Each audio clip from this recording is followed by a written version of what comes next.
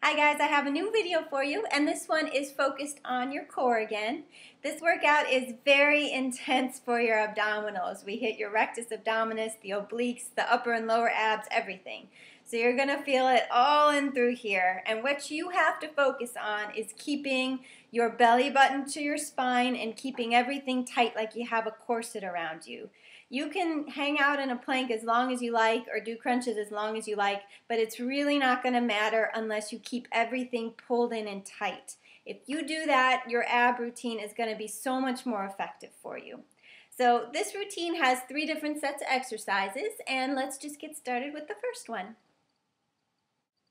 Okay, so your first exercise is a plank into a mountain climber. And what you're going to do is you're going to come onto your elbows and come into a plank with your toes out on the floor like this. And again, you want to hold your belly button in away from the floor as tight as you possibly can. So pull your abs in. You're going to hold for 10 seconds. And then you're going to come up onto your hands, hold in a high plank, and you're going to do mountain climbers. So one foot's going to come in, and you're going to switch 10 times. Keep everything tight in your stomach, pull those abs in, and then you go back down into a plank. Again, pulling the stomach in, holding 10 seconds, and then right back up into your mountain climber for 10. Now, if you want a modification for this, you're going to come onto your elbows, and whenever you need a break, you're just going to tap your knees down for a second and then lift up. If you need another break, tap your knees down a few seconds, lift up, come into your mountain climber again, and you can just pull the knee in and tap your toe down. Like so. So that was the first one. Let's move on to the next one. Okay, so your next exercise are double leg drops and reach and crunch. So what you're going to do is you're going to lay down on the floor by a couch or something heavy.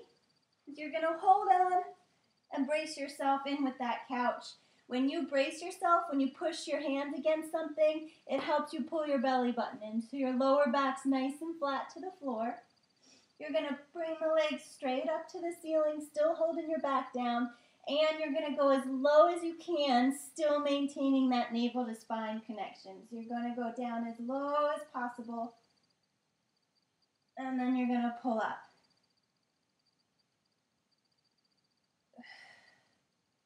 We're going to do these 10 times. On the 10th time, you're going to leave your legs straight up in the air and then crunch and reach for those toes 10 times.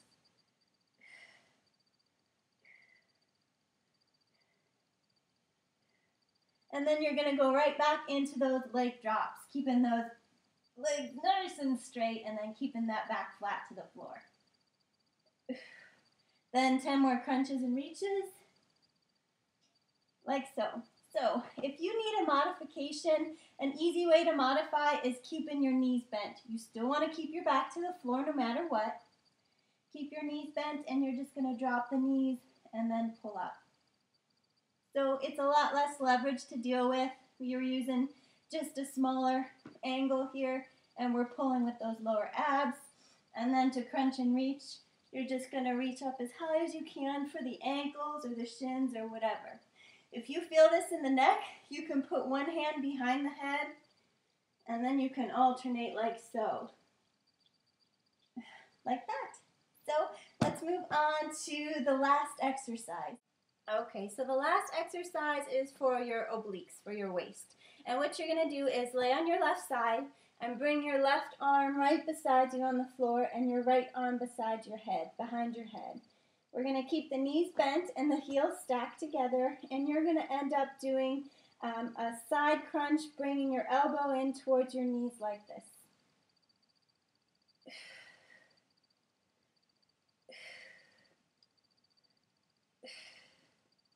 So to make this more challenging, you can straighten the legs out. So again, we're adding more leverage. You can keep your arm on the floor, and then you're going to lift and crunch into a straight leg like so.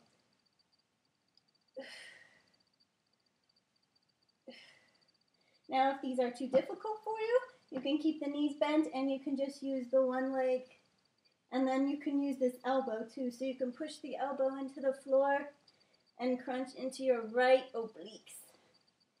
So after you're done with that, you're going to roll on to the other side, or you can just turn. I'm going to turn so you can see me.